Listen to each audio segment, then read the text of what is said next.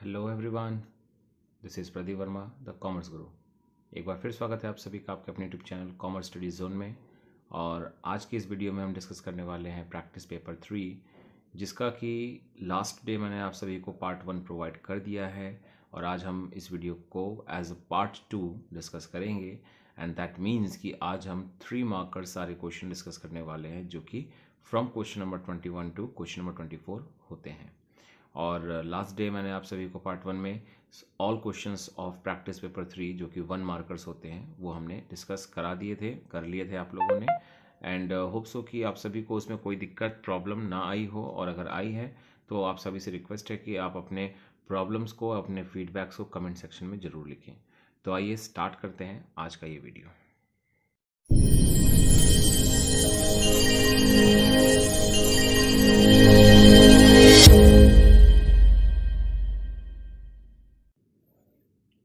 So, as always, we will start with the list of various topics that are going to cover in today's video. The first one is scientific principles of management, and under that we will go through to the principles harmony not discord and cooperation not individualism. Out of the 4 principles suggested by F.W. Taylor in this video, we will discuss the 2 of the scientific principles जो कि यहाँ लिखे हुए हैं।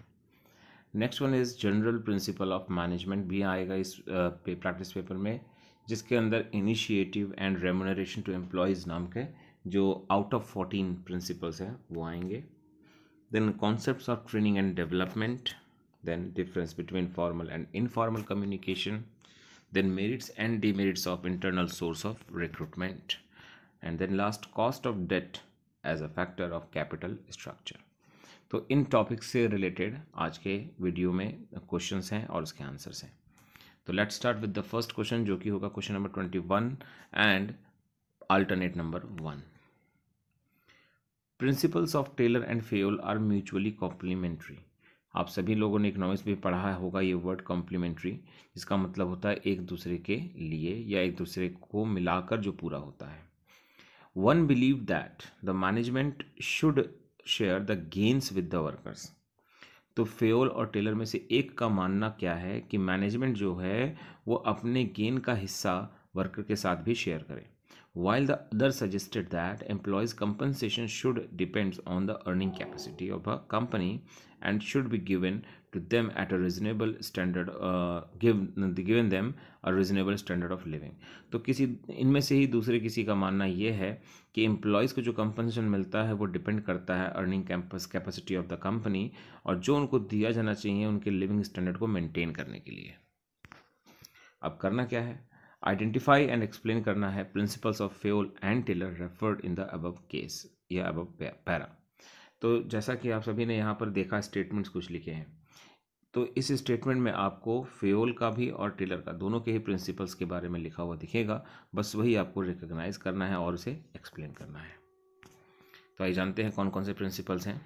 तो सबसे पहले हम जानेंगे प्रिंसिपल्स एम्फेसाइज्ड बाय टेलर। तो टेलर के कौन से प्रिंसिपल्स यहाँ हमें देखने को मिले हैं। तो it is harmony not Discord. ठीक है, अब ये हार्मोनी नॉट डिस्कॉर्ड कहाँ से आया, क्यों आया, या इसकी मीनिंग क्या है। तो एक बार फिर से देखते हैं क्वेश्चन को। हार्मोनी नॉट डिस्कॉर्ड की बात कहाँ से आती है, जहाँ पे बोलते हैं यहाँ पर कि एक बिलीव करता है कि management should share the gain with the workers. तो अगर मैनेजमेंट अपने गेन को शेयर करेंगे विद द वर्कर्स तो उसमें वर्कर्स को कंपनी की तरफ एक बिलोंगिंगनेस डेवलप होगा जो अल्टीमेटली हार्मोनी का सिचुएशन क्रिएट करेगा। Taylor emphasized that there should be a complete harmony between the management and the workers. Both should realize that conflict between them is not going to help anyone. तो अगर management, एक side management को ले लें और एक side workers को ले लेते हैं, अगर इनके बीच में कभी भी कोई कन्फ्लिक्ट होता है तो दोनों में से किसी के लिए वो अच्छा नहीं है। Taylor called for a complete mental revolution on a part of both the management and workers. तो टेलर ने अपने टेक्निक्स में इसी सिचुएशन को सॉल्व करने के लिए एक मेंटल रिवोल्यूशन नाम का टेक्निक प्रोवाइड किया, जिसमें उन्होंने यही बताया कि instead of fighting to against each other, जो मैनेजमेंट एंड वर्कर्स एक दूसरे के खिलाफ लड़ते हैं for the distribution of profit, उसके जगह वो एक दूसरे का कॉम्प्लीमेंट समझे और ये फीलिंग लेकर चलने के बिना उसके वो अधूरे हैं, तो ऐसे केस में हार्मोनी स्टेब्लिश होगा। They will focus on the target achievement and जिसके वजह से प्रॉफिट भी ज़्यादा अर्न होगा एंड एट लास्ट उसका बेनिफिट दोनों को मिलेगा। तो इसको कहते हैं complete mental revolution. To achieve this, management should share the gain of the company if any with the workers. At the same time, workers should work hard and be willing to embrace change for the treatment of the company. तो जिस तरह से management अपने profit में हिस्सेदारी worker को दे सकता है, वैसे ही वर्कर से उम्मीद की जाती है कि वो विलिंगनेस दिखाएंगे किसी भी कंपनी में चेंजेस आते हैं बेटरमेंट के लिए, उसको अप्लाई करने के लिए।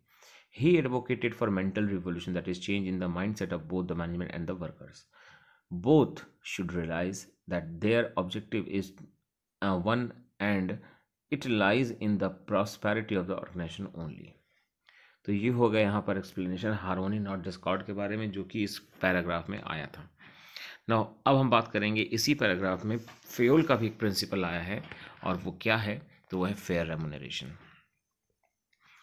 The overall pay and compensation should be fair to both the employees and the organisation. अब देखो, फेयर रेमुनरेशन के नाम पर हम वर्कर्स या एम्प्लॉयज़ तो यही चाहते हैं कि मैक्सिमम पैसा हमें मिल जाए, और उसी का उल्टा अगर हम एम्प्लॉयर साइड से सोचें तो एम्प्लॉयर चाहेगा कम से कम पैसा दे। तो दोनों के बीच में ये सिचुएशन नहीं आनी चाहिए। The company should be paid fair wages which should be given them at least reasonable standard of living. तो कम से कम इतना रेमुनरेशन जरूर दे जिससे कि उनको काम से जाने के बाद अपने स्टैंडर्ड लिविंग को मेंटेन करने के लिए कैपेसिटी बन सके। At the same time it should be within the paying capacity of the organisation. अब ये भी हो सकता है कि अगर उनके लिविंग स्टैंडर्ड को मेंटेन करने के लिए सैलरी उतनी उसी हिसाब से की जाए या वेजेस दिए जाएँ उसी हिसाब से, तो ऐसे केस में कंपनी उसको कंपनी के कहीं कैपेसिटी के बाहर ना हो जाए वो चीज़। In other words, remuneration should be just and fair. This will ensure congenial atmosphere and good relation between workers and management. Consequently, the working of the company would be smooth. तो इस तरह से फेयर रेमुनरेशन का principal explain किया जा सकता है। Now अब हम बात करते हैं कि उस केस में हमें ये प्रिंसिपल कहाँ देखने को मिला था। तो फेयर रेमुनरेशन कहाँ मिला था, हम इसके बारे में बात कर रहे हैं अगर, तो देखिए यहाँ लिखा था कि while the other suggested that the employee compensation should depend on the earning capacity of the company and should give them a reasonable standard of living. इससे आपको मिल गया फेयर रेमुनरेशन नाम के प्रिंसिपल का clue. Now let's move on to the next alternate of question number 21st. Principles of Taylor and Fayol are mutually complementary. Same वही statement है पिछले क्वेश्चन का। One believe that management should not close its ears to constructive suggestions made by the employees. तो एक का मानना यह है कि जो हमारा मैनेजमेंट है वो अपने कान खुले रखे बाय मीन्स ऑफ कि अपने वर्कर्स के सजेशन को सुनने के लिए, उसको समझने के लिए कि क्या वो हमारे किसी काम का हो सकता है कि नहीं। While the other suggested that a good company should have an employee suggestion system. और दूसरे का मानना है कि एक अच्छी कंपनी के अंदर एक ये सजेशन वाला सिस्टम होना चाहिए, whereby suggestion which results in substantial time और cost reduction should be rewarded. और जहाँ किसी का सजेशन ऐसा हो जिससे कि टाइम भी बचे और कॉस्ट बचे, तो उसको रिवॉर्ड करके उसका रिकग्निशन करना चाहिए। Identify and explain the principles of Taylor and Fayol referred in the above para. तो काफ़ी ईजी है पहचानना। तो पहले हम बात करेंगे टेलर के किस प्रिंसिपल को हाईलाइट किया गया है, और ये है cooperation not individualism.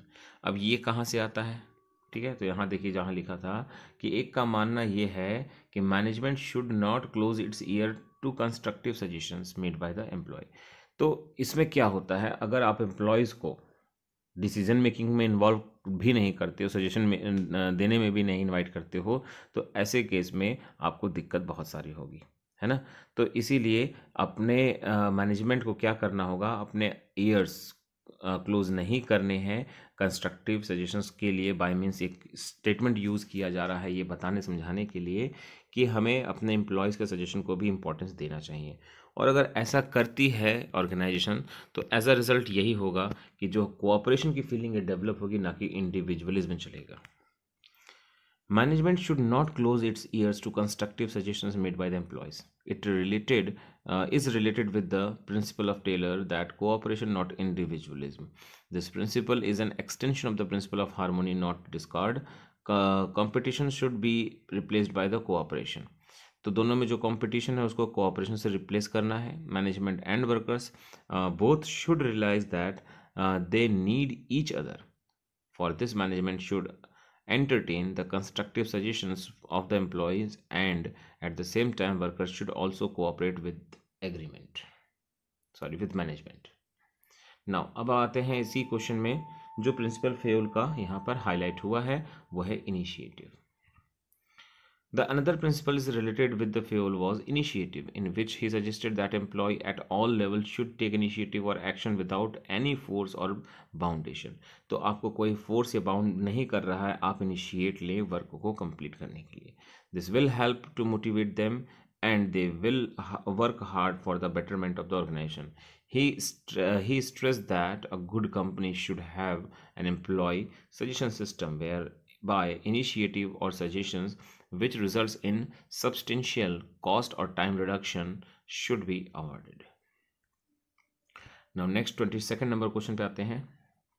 Some learning opportunities are designed and delivered to improve skills and abilities. तो कह रहे हैं कुछ लर्निंग अपॉर्चुनिटीज ऐसे बनाई जाती हैं जो इसलिए प्रोवाइड की जाती है ताकि आपके स्किल्स और एबिलिटीज जो है वर्कर्स के या एम्प्लॉयज़ के वो बढ़ सकें.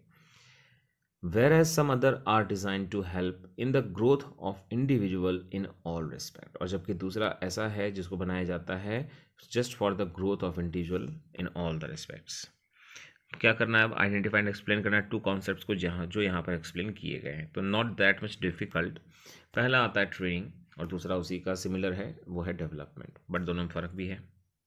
तो ट्रेनिंग है पहला आपका कॉन्सेप्ट जिसमें क्या बताया गया. Training refers to the process of increasing the knowledge, skills and abilities of the employee for doing a particular job. तो ये बातें बोली गई थी पैराग्राफ के स्टार्ट में ही. It is systematic and continuous process for improving skills. Training aims to enable the employees to perform their job better. Next आता है आपका डेवलपमेंट. डेवलपमेंट है हमारा दूसरा कॉन्सेप्ट जो इस पैराग्राफ में आया था. नाउ डेवलपमेंट का क्या बेसिक मतलब है. तो development refers to overall growth of the employee. वहाँ ट्रेनिंग में स्किल्स डेवलपमेंट की बात होती है, नॉलेज डेवलपमेंट की बात होती है या इम्प्रूवमेंट की बात होती है. जब डेवलपमेंट की बात करते हैं तो यहाँ पर ओवरऑल ग्रोथ की बात आती है. It seeks to prepare employees for handling more responsible and challenging jobs by developing their hidden qualities and talents. Next आते हैं 23rd नंबर क्वेश्चन के अल्टरनेट नंबर 1 पर जो है differentiate between formal and informal communication on the following basis. जिसमें पहला है flow of direction, then second one is channel and third one is nature. Now आते हैं डिफरेंशिएशन की तरफ यानी कि आंसर की तरफ. पहला आता है आपका फ्लो ऑफ डायरेक्शन. तो फॉर्मल कम्युनिकेशन में फ्लो के बारे में क्या बोला गया. Flow of vertical, horizontal and diagonal direction. मतलब एक फ्लो फिक्स्ड होता है, स्पेसिफाइड पाथ, उसके अकॉर्डिंग काम होता है. बट अगर इनफॉर्मल की बात करें तो उसमें तो कोई भी कम्युनिकेशन एक फॉर्मल पाथ पे चल ही नहीं रहा है. वो जो मर्जी इसको ट्रांसफ़र किया जा रहा है, र्यूमर्स बन रहे हैं एट्सेट्रा एंड एट्सेट्रा. तो दैट मीन्स कि it flows in every possible direction. Second है आपका channel. It follows formal channels for communication. और यहाँ लिखा है it cuts across the formal channels and does not follow organisational hierarchy. यानी यहाँ पर आपको सुपीरियर सबऑर्डिनेट का रिलेशनशिप फॉलो करना होगा, उसके अकॉर्डिंग आप आपस में कम्युनिकेट करेंगे या चैनल को चुनेंगे. और यहाँ पर ऐसा कुछ नहीं है. यहाँ पर इनफॉर्मल कम्युनिकेशन है तो आपका अगर वो हायरार्ची ऑर्डर में बॉस भले हुआ तब भी आप उसको ईजिली डील कर सकते हैं, उससे बात कर सकते हैं. And then third one is nature. It is rigid यानी फंक्शनल में ज़्यादा चेंजेस नहीं किए जा सकते और इट इज़ फ्लैक्सीबल. अब ये तो क्लियर है. इनफॉर्मल कम्युनिकेशन है यानी कि उसका ऑर्गेनाइजेशनल चार्ट में कहीं कोई प्लेस नहीं है तो वो फ्लैक्सीबल हो सकता है. नाउ बढ़ते हैं अल्टरनेट नंबर 2 की तरफ. Filling vacancies from within the organisation has some advantage as well as limitation. अगर हम अपने ही ऑर्गेनाइजेशन के सोर्स को इस्तेमाल करते हुए एम्प्लॉयज़ को रिक्रूटमेंट दें या प्लेस दें तो इसके कुछ फ़ायदे भी हैं, कुछ नुकसान भी हैं. Do you agree? Give reason in support of your answer. तो सबसे पहले तो आपको ये बताना होगा कि आप एग्री हैं या नहीं. और जो स्टेटमेंट बोला गया है उसमें आपको क्लियर कट होना चाहिए कि आपको एग्री ही होना है. Yes we are agree that filling vacancies from within the organisation has some advantage as well as limitations. और जिसको कुछ इस तरह समझ सकते हैं. तो पहले हम एडवांटेज की तरफ बढ़ जाते हैं. Merits of internal source of recruitment. उसमें से पहला आता है इट मोटिवेट्स द एम्प्लॉयज़. मतलब इंटरनल सोर्स ऑफ रिक्रूटमेंट आपके लिए बेहतर है। क्यों है? क्योंकि ये एम्प्लॉयज़ को मोटिवेट करता है। कैसे करता है? It motivates employee as promotion at higher level में lead to a chain of promotion at lower level as well in the organisation. तो इस तरीके से मोटिवेट करता है एम्प्लॉयज़ को कि वो बेटर जो है तरीके से काम करेंगे। ठीक है, तो ये आ गया पहला point as a merit of internal source of recruitment. Second आता है आपका simplify the process of selection and placement. तो आपका इंटरनल सोर्स ऑफ रिक्रूटमेंट का एक फ़ायदा ये भी है कि ये आपके सिलेक्शन एंड प्लेसमेंट के प्रोसेस को सिंप्लीफाई करता है। नेक्स्ट आता है आपका नो नीड ऑफ इंडक्शन। तो इंडक्शन का मतलब क्या होता है? जब किसी को किसी नए एटमॉस्फेयर, नए सिस्टम से इंट्रोड्यूस कराना और उसके बारे में चीज़ों को समझाना। तो अगर आप इंटरनल सोर्स ऑफ रिक्रूटमेंट को यूज़ करके अपना फॉर्म फिल करते हैं तो दैट मीन्स कि आपका जो स्टाफ होगा वो ऑलरेडी ट्रेंड है, ऑलरेडी इन्फॉर्म है regarding various tools and various resources, तो उसको किसी तरह के इंडक्शन की ज़रूरत नहीं पड़ेगी। सेकंड आता है आपका limitations of internal source of recruitment. क्या नुकसान उठाने पड़ते हैं इसके? तो उनमें से एक है no entry for fresh talents. अगर आप इंटरनल सोर्स ऑफ रिक्रूटमेंट को यूज़ करेंगे एज अ रिक्रूटमेंट प्रोसेस, तो ऐसे केस में आपके पास वैकेंसीज तो फिल हो जाएंगे, लेकिन आपके पास कोई भी ऐसा स्टाफ नहीं आएगा जो फ्रेश टैलेंट के साथ, अपडेटेड स्किल्स के साथ आएगा। ठीक है, सो नेक्स्ट लिमिटेशन है एम्प्लॉयज़ बिकम लेथर्जिक। तो इंटरनल सोर्स ऑफ रिक्रूटमेंट का एक डिसएडवांटेज ये भी है कि इससे हमारे एम्प्लॉयज़ लेथर्जिक हो जाते हैं, बाय मींस कि वो कुछ चीज़ों के लिए कैजुअल अप्रोच अपना लेते हैं। जैसे कि अगर उनको ये अंदाज़ा हो जाता है कि टाइम बाउंड उनको प्रमोशन मिलना है, लाइक 10-12 साल बीतने के बाद उनको एज के साथ साथ या उस एज ग्रुप में वो एंटर करते हैं तो उनको प्रमोशन मिल जाएगा irrespective of their work and performances. तो ये अपने आप एम्प्लॉयज़ को लेथर्जिक बना ही देता है। देन आता है आपका not suitable for new organisation. तो डेफिनेटली अगर आप किसी ऐसे ऑर्गेनाइजेशन की बात कर रहे हैं जो एक फ्रेश नया ऑर्गेनाइजेशन है, तो वो किसी भी तरह से इंटरनल सोर्स ऑफ रिक्रूटमेंट को यूज़ ही नहीं कर सकता, क्योंकि इंटरनल सोर्स के लिए तो आपके पास पहले से ही कोई ना कुछ स्टाफ होने चाहिए, और अगर आप नया ऑर्गेनाइजेशन को की बात कर रहे हैं तो उसमें तो पहले से आपके पास कोई स्टाफ होगा ही नहीं। तो it may not be possible for a new organisation to fill all the vacancies from internal sources. कहीं ना कहीं कुछ तो वो भर सकते हैं, लेकिन सारे के सारे भर दे ये पॉसिबल नहीं है। Now let's move to the last question, that is 24। Explain how cost of debt affect the choice of capital structure. तो ये बहुत डायरेक्ट क्वेश्चन है, बताना है आपको कि जो कैपिटल स्ट्रक्चर के वेरियस फैक्टर्स अफेक्टिंग है उनमें से एक है कॉस्ट ऑफ डेट। उसके बारे में बताना है कि वो कैसे कैपिटल स्ट्रक्चर को अफेक्ट डालता है। Cost of debt affect the choice of capital structure of a company. तो कॉस्ट ऑफ डेट का मतलब क्या होता है? जो डेट कैपिटल हमारा है, यानी जैसे डिवेंचर्स है, बैंक लोन है, उनका cost. If the firm can borrow funds at a lower rate, that is low cost of date.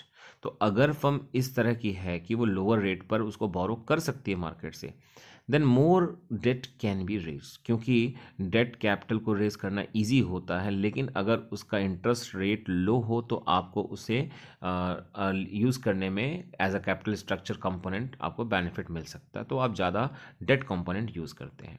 On the contrary, if the firm can borrow funds at a higher rate, तो उस case में lesser amount of debt will be raised, क्योंकि आपको पता है कि आपका जो इंटरेस्ट है वो ज़्यादा अमाउंट पे करना पड़ेगा आपको आने वाले ईयर्स में। तो ऐसे केस में कंपनी चाहेगी कम से कम डेट कैपिटल को यूज़ करे।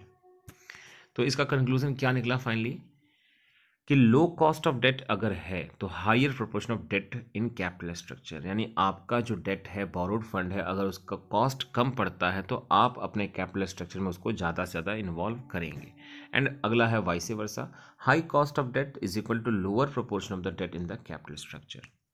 तो ये था आज के वीडियो का 3 मार्कर्स सारे क्वेश्चंस 21 से लेकर 24 तक, जिसमें कि हमने हर क्वेश्चन का प्रॉपर एक्सप्लेनेशन समझा है और साथ ही साथ उसका आंसर जो भी होगा वो कैसे लिखेंगे और क्या होगा वो डिस्कस किया। तो होप सो आप सभी को ये एफर्ट अच्छा लगा, और अगर वीडियो अच्छी लगी है तो लाइक ज़रूर करें, अपने फीडबैक्स कमेंट सेक्शन में दें, और साथ ही साथ चैनल पे अगर नए हैं तो सब्सक्राइब करें और अपने दोस्तों के साथ शेयर जरूर करें। तो मिलते हैं अपने नेक्स्ट पार्ट में, इसी पेपर के नेक्स्ट पार्ट में। तब तक के लिए take care and bye bye.